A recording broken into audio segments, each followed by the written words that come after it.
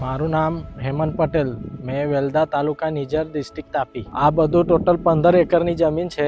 એનામાં ઘઉંનું વાવેતર કરેલું છે. ટોટલ આપણું વેરાયટી 451 છે.